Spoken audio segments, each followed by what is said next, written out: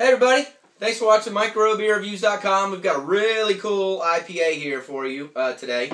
I even saved the box that it came in.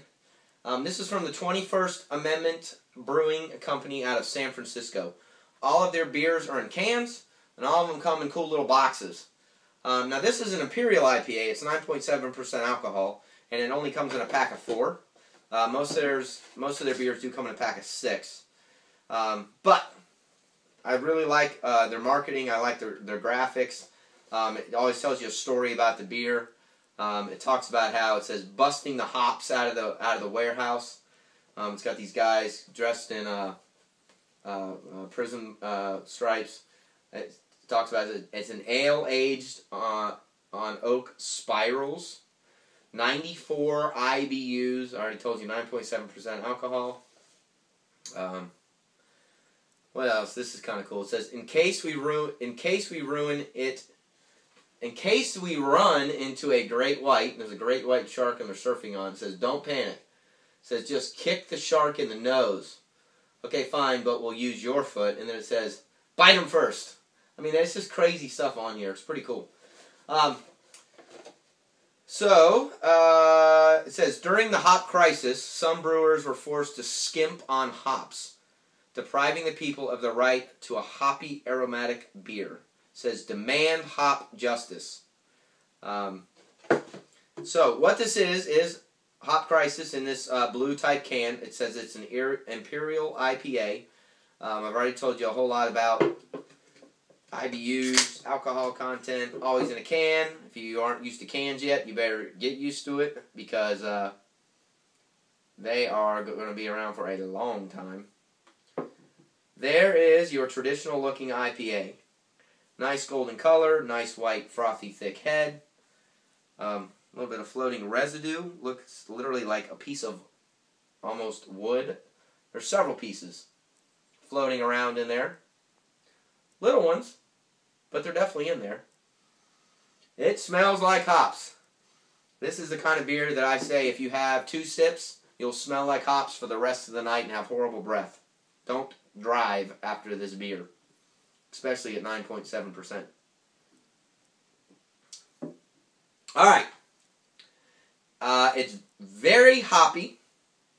Has to be at 94 IBUs. It's very sticky. I like it when people describe beers that are sticky because it sums up a lot of things.